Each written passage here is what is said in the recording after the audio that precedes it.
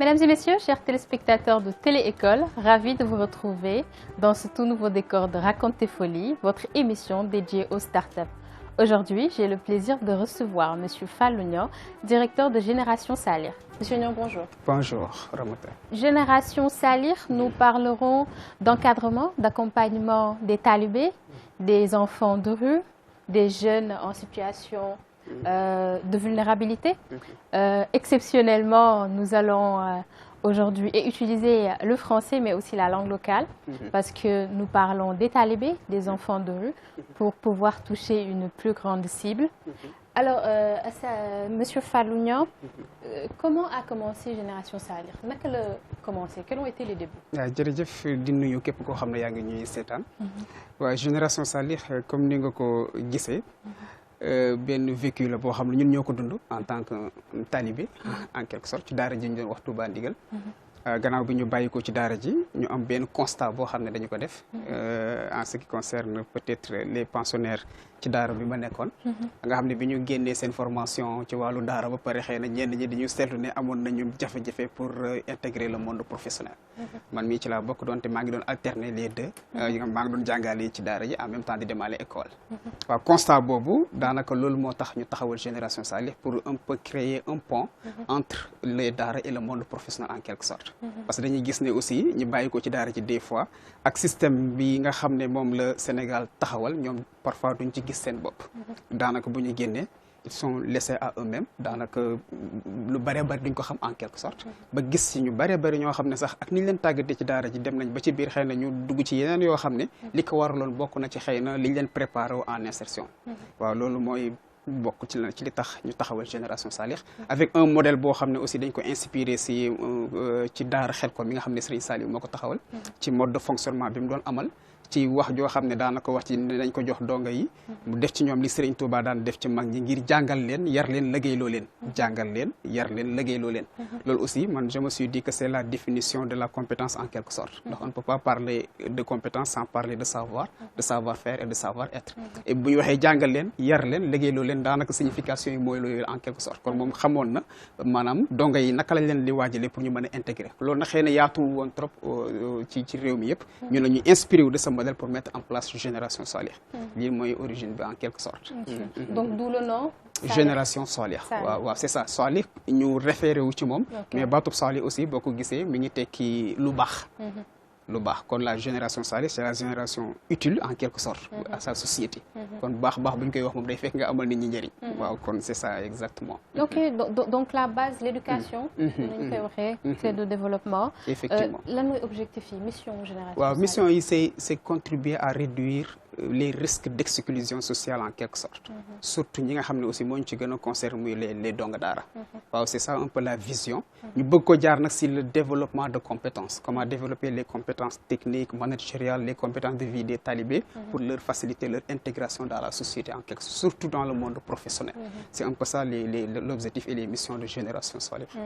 ngeen tàmbali ko 2015 ba 2023 naka la demee quelles ont été les zones d'intervention premier niveau fan ngeen egg léegi effectivement on a pensé d'abord mettre en place des comités et des cellules dans les localités dans un premier temps à Dakar ñu taxawal fi benn cellule deuxièmement à Louga boo xam ne foofu laa jógee présentement nii c'est ça là c'est là-bas aussi moom daanaka foofu la ñuy coordonner les activités au niveau national et si de suite de comment dire Thiès Touba ak dans premièrement 7 régions du Sénégal yoo xam ne dañ fa implanté wu soit ñu am fa une cellule ou bien un point focal boo xam ne moom mooy gérer tout ce qui est question d'insertion des talibés en quelque sorte waaw lii lañu approche bii la ñu doxalee au niveau de Génération Salir au niveau organisationnel aussi on a un bureau dont je suis le président comme ni nga koy gisee léegi avec aussi des démembrements comme secrétaire général trésorier ainsi de suite avec des comités d'appui un comité d'appui à l'insertion un comité de communication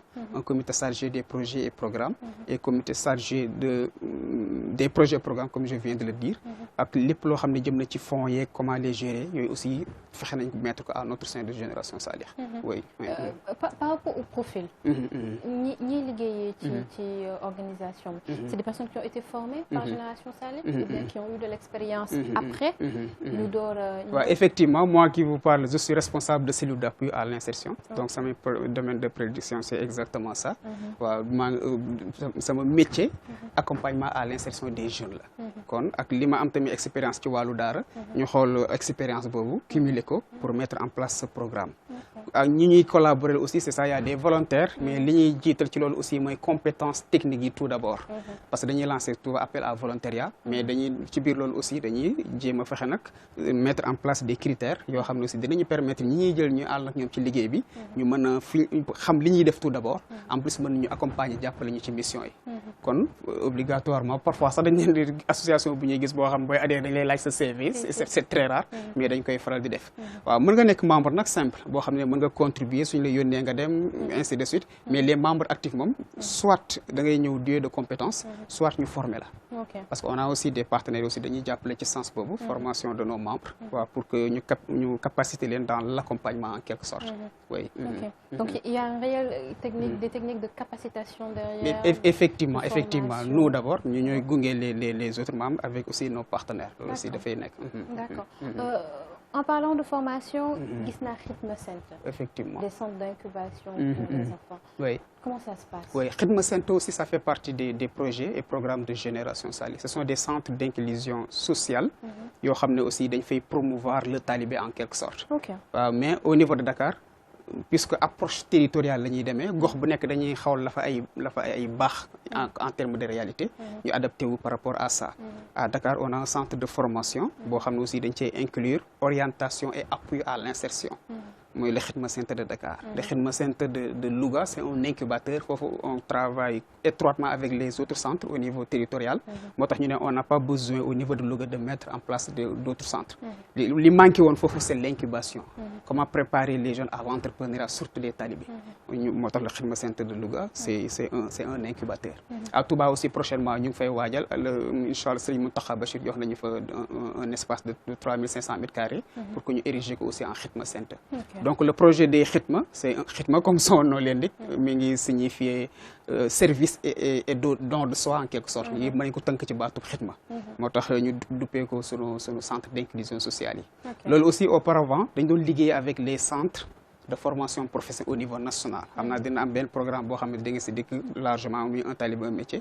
Mais noonu lañ doon def avec les centres au niveau national. bu ñu demee waxtaan ak centre bi ne ko ñu ko dañoo am ay donga daara yoo xam dañoo bëgg nga former leen si domaine ou domaine tel.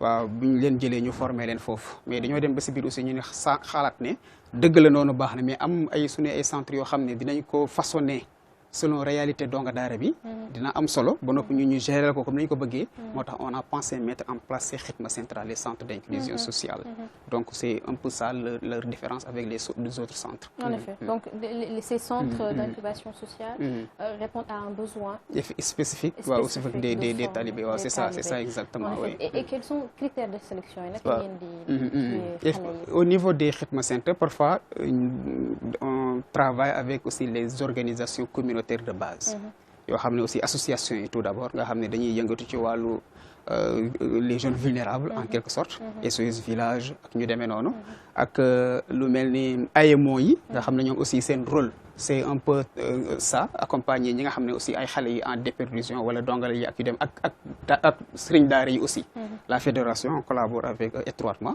c'est ça au niveau local foo dem am na benn fédération bu fa nekk boo xam ne day yëngatu ci loolu fédération des maîtres coraniques ñu lëkkaloo ak ñoom aussi pour passer au recrutement boobu aussi am na ay fiches yu leen di présenter yoo xam ne waaw ci la ñuy xam li ñuy soxla en termes de profil ci xale bi yenn yi ci seen wàllu way juróom ak atam ak ainsi de suite yi ci des niveau de vulnérabilité bi waaw buñ ko xoolee ba xam ne kii kat laaj na ñu mën koo jël ñu jël ko boole ko ci programme am na ñoo xam ne aussi duñu ay donga daara rek yenn saa yi dañ leen di foree tamit ci biti waaw ñoo xam ne wax dëgg yàlla ay enfants de rue lañ leen di tuddee entre guillemets yenn saa yi nit ñi jël leen andi leen lu mel ne organisation trouvée ou perdue ñooñu mujjee indil ay xale yoo xam ne ci mbedd yi lañ leen indee ñu héberger leen si Khidma bi donc pour mën leen accompagner donc les recrutements pour les Khidma centres c'est ça mais il y a un programme un talibé un métier yoo xam ne façon bi xaw na différente par rapport ak Khidma yi ndax loolu dañuy collaborer directement ak daara yi. daara yi ñoom ñoo ñuy wax nañu kat am naa quota tel. waaw boobu ñëpp daara yëpp ko bokk. moo xam daara tarbiya la wala daara ñuy wax traditionnel yi wala daara internat yi ñoom ñoo ñuy wax bëgg nañoo former sunu donga tel. mettre ko à notre disposition ñun bu ñu amee liste yi on va démarcher avec les centres avec qui nous travaillons. donc pour ñoom ñëpp ñu enrôler leen ci programme bi.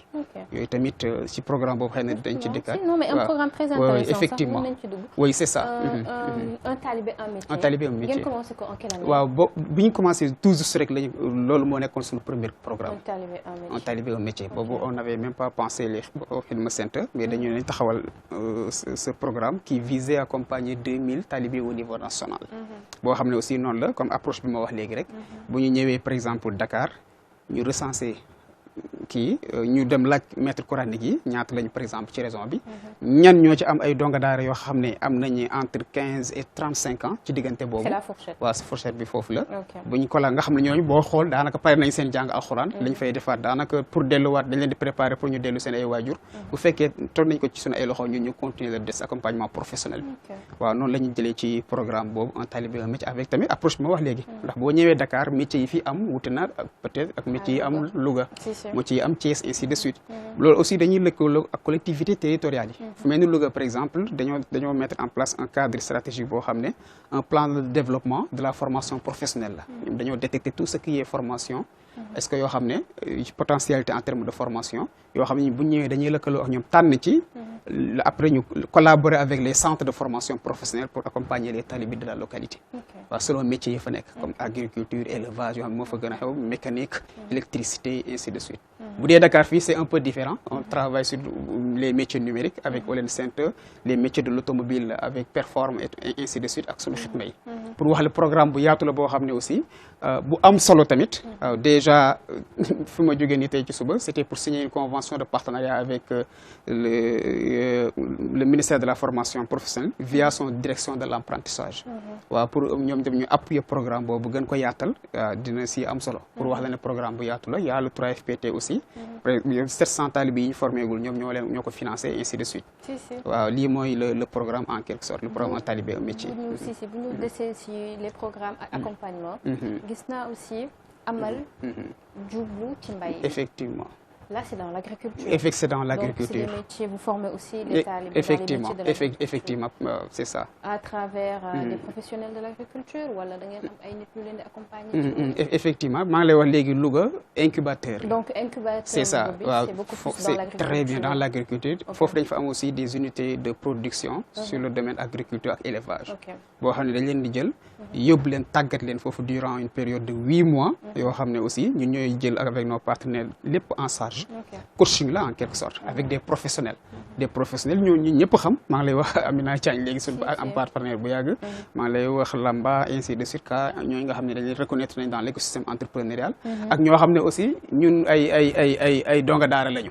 waaw ñoo xam ne am nañ expérience ci wàllu daara xam nañ ni ñuy manier donga yi. ba def si ñoom si yenn compétences yi ba mën nañu def seen ba bañ mën a def seen parcours d'incubation. loolu mooy le programme Amal. ma def slash def jublu si mbay amal ça signifie espoir yaakaar ci wolof baatub arabe la boobu ça visait 90 jeunes yoo xam ne talibé yoo xam ñu ngi leen doon gunge ci wàllu woowu mais en partenariat avec le consortium Great Éclosion mais jublu si mbay bi dañ ko rattaché waat ndax moom moo ñu dabaat mais avec le programme Réussir au Sénégal yoo xam ne aussi 75 talibés yoo xam ne aussi ñu ngi suivre ce programme d'incubation d'entreprise pour wax les générations c'est-à-dire tout ce qui est développement tout ce qui est facilitation entre daara et ce monde et l'écosystème entrepreneurial bi moom ci loolu lay liggéey daanaka sax suñu reconnaissance en quelque sorte si écosystème bi loolu la waaw lii mooy les projets et programmes de Génération Salih dans sa globalité. Ok, très intéressant Monsieur Niang. Je précise que vous suivez votre émission Raconter Folie ici sur Télé-École. Nous parlons de Génération Salih. Effectivement. Nous parlons d'accompagnement, d'encadrement des jeunes. Un projet qui a été initié par Monsieur Niang ici présent depuis 2015.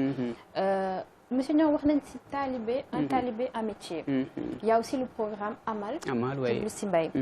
Man, j'aimerais connaître les initiatives numériques. Lu mel ni zone Louga, on est beaucoup plus dans l'agriculture, dans les formations, dans les métiers agricoles. Mais à Dakar, vous avez parlé tout à l'heure des initiatives numériques. Effectivement. J'ai vu le PNIT. C'est ça exactement. On a un programme d'inclusion numérique et innovation technologique. Inclusion, comme l'ol moi c'est ça, raison d'être. Moi, comment capaciter les talibés dans ce sens, dans le domaine du numérique. Pour faire savoir à tout le monde aussi que le talibé, comme ñep, ils ont dué de compétences yoo xam ne ku ko seet si ñoom di nga ko gis. ñu dañuy faral di wax ne ci talibé yi dañoo yeewu en quelque sorte parce que lu bari dañoo sopp léegi seen sobaay boobu moo leen di tax tey amul lu nekk ci seen kanam nii dinañ ko essayer laal te buñ ko laalee bu yàggee dinañ ci am xam-xam moo tax ñun on a pensé mettre en place ce programme là boo xam ne 3000 jeunes vulnérables avec les talibés daanaka la ñu visé woon ci biir programme bi ñu ngi ci di ci liggéey avec des partenaires même dans les Khidma Centres dañ ko aménager de sorte que am na des centres des espaces talibés preneurs yoo xam ne aussi numérisés yoo xam ne da leen di permettre foofu bu ñu fa demee avec des ordinateurs ainsi de suite dinañ fay des entraînements dans ce domaine à Dakar de même que à Louga xëy na vous aurez l'occasion de visiter les centres inchallah rabbi tey métier numérique tamit métier internet dafa yaatu mais il y a les métiers du drone aussi parce que avec le drone rek mën nañu wax plus de 80 métiers yoo xam ne plus laa wax de 4 ça tourne autour du drone avec Sénégal Drone Academy loolu aussi ñu ngi liggéey ak ñoom ak ay pas mal d'autres partenaires waaw loolu tamit ci sens boobu pour wax leen ne rek maanaam lu am solo la ci ñoom ndax boo xoolee ñi génération bii ñëwaat ñi ñëpp leen forger c'est ça exactement seen xel yëpp ci loolu la jëm mais comment les encadrer surtout les plus vulnérables li nga xam ne sont les exclus du système en quelque sorte qui sont les talibés ñoo tamit ñu gën leen bàyyi xel lu am solo la moo tax génération Salih comme ni ma wax rek comme moom dafay jouer le link lépp luy développement rek da ci jéem a dem maa ngi lay wax agriculture aussi c'est pas exclusivement agriculture mais agriculture intégrée et quand on parle d'intégration aussi mën nañu wax d'autres compétences yoo xam ne day dugg mais y a les compétences numériques parce que comme loolu tamit day am solo ci biir tey bu ñuy suivre seen parcours d'incubation en agriculture dañ leen di capacité waale si domaine yooyu marketing digital un peu d'internet un peu informatique ainsi de suite nga xam ne bu ñuy génn dinañ amaale ces compétences là en étant un entrepreneur fini donc yëpp dañ koy def dans l'incubateur avec nos espaces talibés preneurs. D'accord. Oui. Donc moi j'aimerais un peu revenir sur les personnes qui ont été formées. Est-ce qu'à si léegi ñu commencé liggéey? Combien de personnes ont intégré le milieu professionnel? Effectivement. Il y en a beaucoup? C'est ça parce que et c'est très compliqué ndax yaakaar naa ne foofu lu état réussirul moom pour ñu réussir que day du yomb mais puisque l'insertion c'est un parcours l'essentiel c'est de les mettre dans le parcours ñu suivre le parcours et les suivre de très près parce que processus là en quelque sorte parce que am na ñoo xam ne mën nga dem sax ba yaakaar ne insérer nga leen tey d'ici quelque temps si c'est pas une insertion durable doo leen amati moo tax pour mesurer ko quantifier ko nit ñi dañ koy faral di wax ni mais yow ci ban temps ci ban intervalle nga ko wax tey mën nga ne am naa 1000 emplois tey mais est-ce que suuf bu ñu fa demaatee ce sont des emplois durables moo tax loolu aussi duñ fay bëgg di fa kiitaloo ndax ñun ci suñu bopp dañuy faral di wax ne yooyu pour mesurer ko amuñu gëguñ paramètres yu leer fii au Sénégal pour mën ko wax donte dañu ay dans les discours politiques dañ koy dégg mais pour mesurer ko du lu yomb mais li am solo mooy nga am des success stories yoo xam ne mën nga les trouver sur place pour wax ne ñi mën nga leen jaay de partout loolu am nañu ko effectivement il y a un comité de suivi quand on parle d'incubateur c'est ça un peu exactement pour ça la phase pré-incubation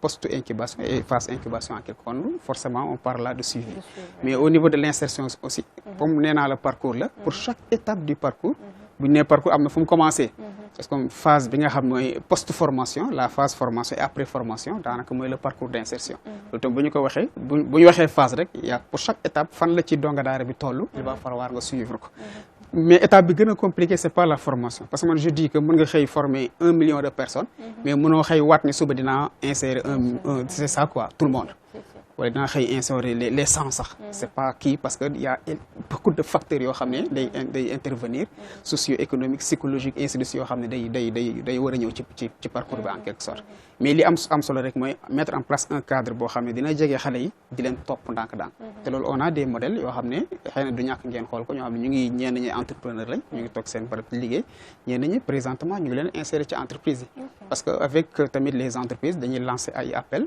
waaw bu ko defee ñoom tamit comme nii rek kii gis ñu comme ku mel ni Assane gis nañu sur les LinkedIn ne dinaa fexe ngeen contribuer tel wala ainsi de suite noonu dañuy liggéeyee yenn saa yi ñun ñëw jox ma ñaari taalibe fii wala jox ma ñetti donga ma expérimenté wala ma def leen stage bu ko defee ñu jox leen ko là aussi on a des chiffres là-dessus donc pour un peu mesurer ça waaw mais tout en sachant que nag ñoom dañuy continuer di nekk dans le parcours waaw d'insertion oui. C'est des enjeux effectivement de durabilité et ça se pose effectivement dans le pays où nous sommes donc l'insertion professionnelle voilà, est complexe effectivement.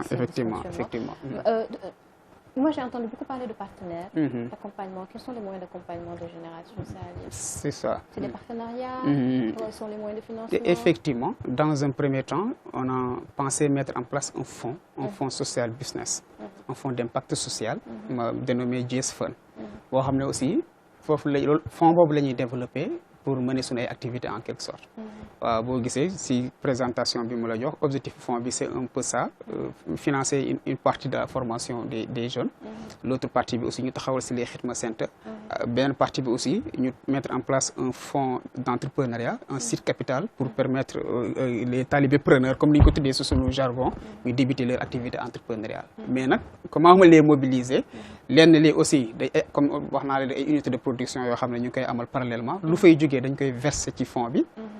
yéen si partenaires yi lay jógee déjà avec le programme Un Talibé Un Métier il y a le 3FPT qui nous accompagne moom daanaka 90% yi moom moo koy jël ci formation yi li ci des ñun ak centre bi ko sekkal ñun ñoo koy jël en charge 700 talibés yoo xam ne déjà ñoom survivre nañ parcours boobu sur les 1000 yi nga xam ne formé nañ leen ba pare au-delà de ñoom tamit am na d'autres partenaires maa ngi lay wax le programme Réussir au Sénégal maa ngi lay aussi le consortium Crédit Eclosio ak partenaires yi nga xam ne aussi xëy na du ñu indi xaalis mais dañuy indi compétence waaw dañuy ñëw ne la man dinaa la former temps comme yow nga xam ne am nga compétence tel ñu leen fay woo ngeen ne kat xëy na ba su ma fu ñëwee dinaa may xale yi telle compétence defar leen ko loolu aussi boo ko évaluer en terme de budget lu xaw a yaatu lay doon waaw déjà bu ñu waxee li ñu mobiliser durant ces 2 ans egg na presque 70 millions yoo xam ne aussi ça nous permettait de mener nos activités. Oui.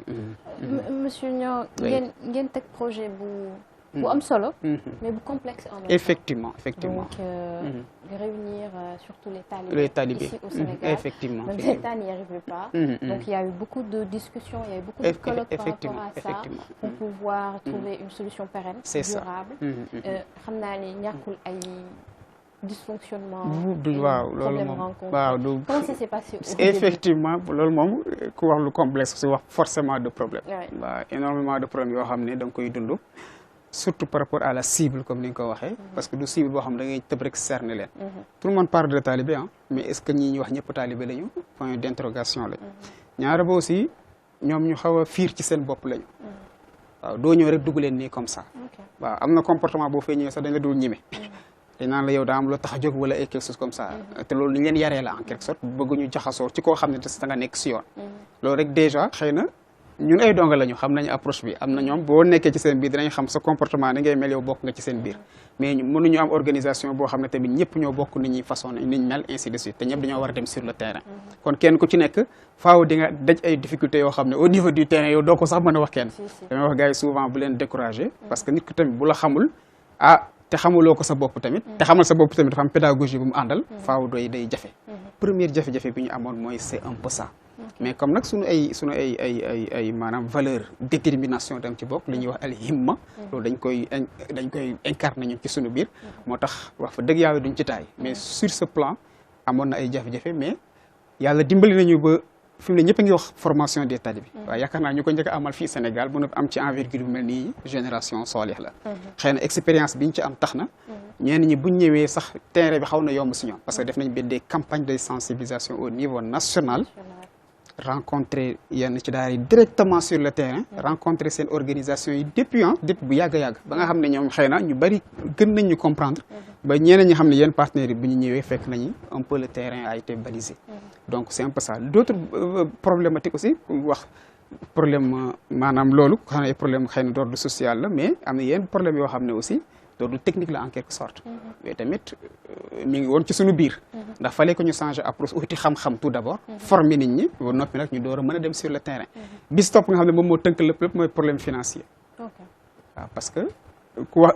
2000 talibé nga tëb nii wax ko yomb na mais jëf ko voyez c'était pas facile. mais nag yàlla dimbali nañu bi ñu commencé woote juste. ak communication bu am solo boo xam ne def nañ ko ba noppi ñëpp jàpp ci. am na ñoo xam ne directement même via les réseaux sociaux dañoo ñëw fekk suñu. waaw ne dinaa jàpp si lii. kon au début amoon nañ problème boobu waaye wax dëgg yàlla ci ginnaaw bi. partenaires yi xam def nañu ndax problématique la woon en quelque sorte état bëggoon na ci dugg ku nekk bëgg na ci dugg. waaw mais kon bu ñu gisee benn sentinelle boo xam ne dina leen faciliter ce travail. kon ñoom ñëpp dañuy ñëw jàppale ko. moo tax vraiment après loolu daanaka xaw nañ ko passé ndax loolu moo tax ñu ñime ne léegi dootuñu travailler directement ak centre mais dañuy taxawal suñu ay centre bopp. kon loolu ça a été réglé même bu fekkee jusqu'à présent am na ay jafe-jafe benn bi soppa mooy dans ci fi ñu daanelee sànq mooy l'insertion des talibés. foofu tamit Sénégal dafa am lu ñu xewal léegi mooy les formations de courte durée. les CPS. les certificats professionnels de spécialité.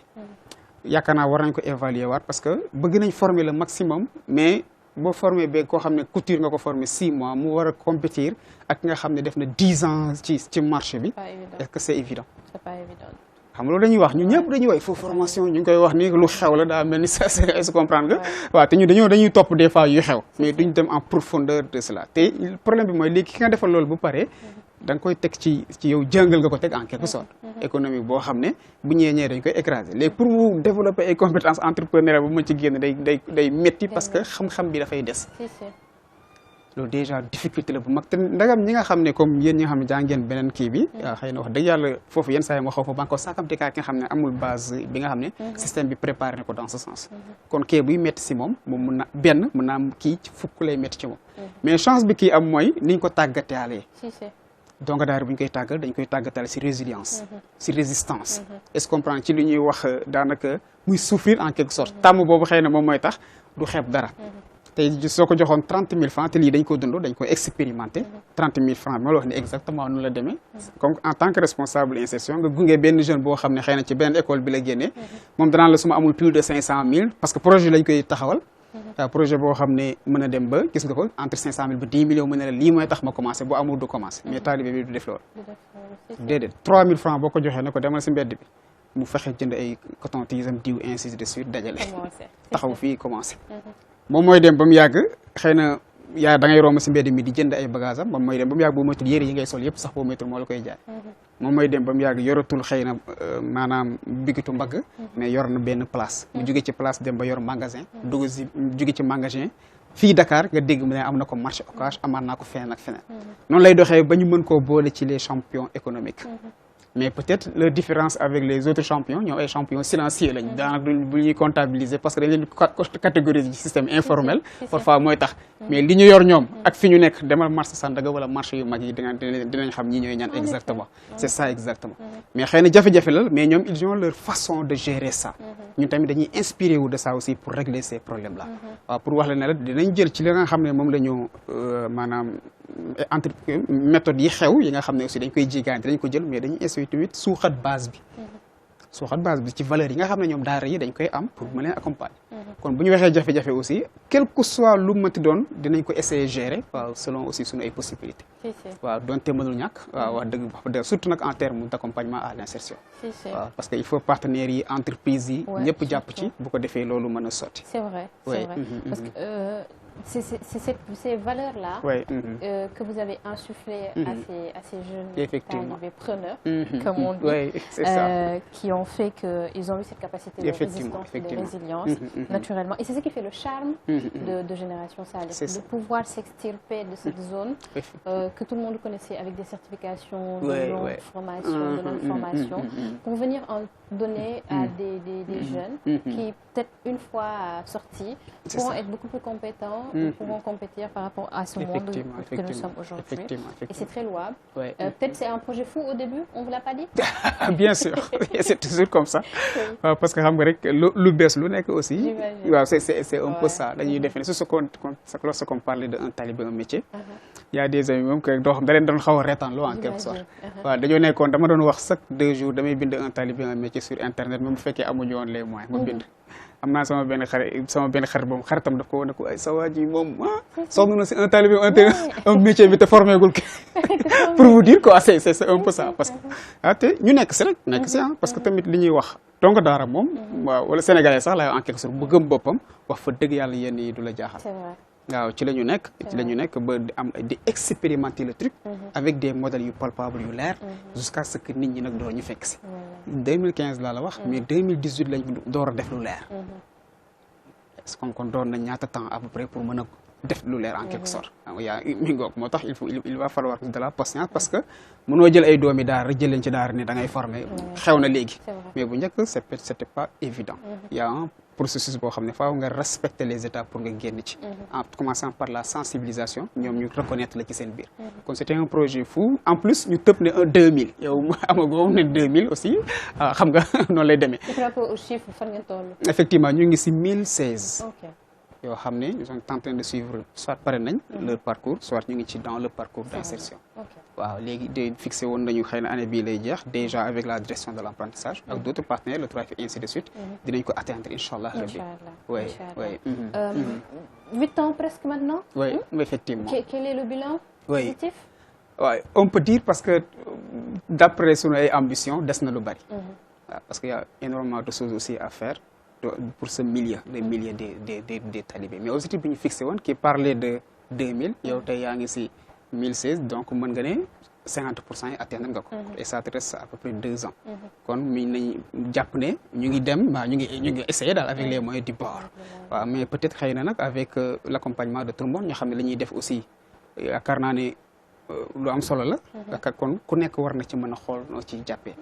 niñ ci jàppee aussi bu ñu pensé ne si mbiru génération Salih la wala mbiri kii que ce soit la est-ce que mbiru ñëpp la man damay wax prôner toujours il faut que ñuy penser cadre et des cadres d'action cadre boo xam ne tey yow di nga ñëw jàpp si kii ñëw jàpp ku ne nga xam yow lan ngay toucher lan nga ciy apporter en quelque sorte suñu ko defee ñun kenn ku ci nekk di nga si gis sa bopp mais aussi donga daara yi surtout ñoom ñoo tax dinañ ci gën a gis seen bopp kon c'est un peu ça waaw le message bi nga xam ne aussi doon nañ ko ci porter waale donc un bilan positif satisfaisant oui on peut dire oui effectivement léegi ñu peut-être ñu jeexale ci wàllum perspective yi lan mooy perspective yi aussi mooy yaatal xidma sente yi ok en plus maa lay wax léegi les espaces talibé preneurs yaa gis ngeen les questions de citoyenneté questions yu bëri yoo xam ne dab nañu entre temps ci di ndaw ñi ni ñu commencé di mel waaw ñu bëree bëri sax seen yaakaar di commencé tas ci ñu façon de faire bi ñu commencé am te ñu yaakaar ne nañ ci bàyyi xel doomu daara yi ak ñoom tamit li ñuy proposé maanaam sénégalais yi loolu aussi on a pensé mettre que valoriser ces cadres là cadres yoo xam ne ñu ngi ci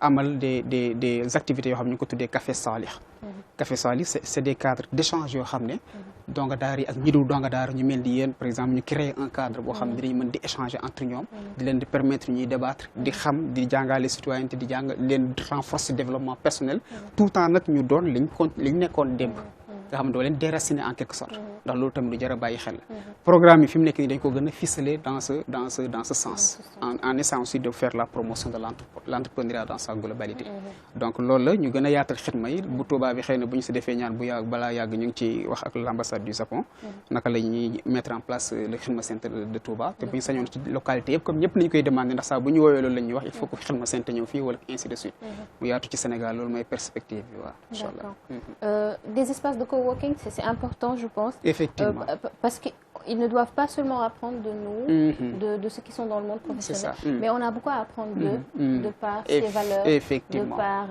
muñ bi de par xam lu metti ba génn si donc ce sera des espaces d'échange mais aussi d'apprentissage des deux parties qui pourraient être bénéfiques et pour ces talibés preneurs mais aussi et pour ces personnes déjà qui sont dans le monde professionnel c'est ça monsieur Niang ñu ngi lay jaajëfal jërëjëf Ramata Sey dalal bi moo nekk message bi pour talibé preneur yi jaajëf di leen wax rek ne leen li ñu nekkoon ñu continuer di ci nekk te wéy di ànd ak ñun ngir fi ñu leen bëgg a jëmale ñu yegg fa inchallah waaw loolu daal mooy message bi ñu gën a jàpp gën a góorgóorlu bu baax a baax di may faral di wax bu dakkul dikk incha allah bu dakkul dikk donc merci beaucoup chers téléspectateurs et comme je le disais tantôt aujourd'hui on a fait français et wolof c'est la thématique qu'il demande donc je pense que c'était un projet peut-être fou au début et un sujet très complexe qui soulève beaucoup de débats ici au Sénégal,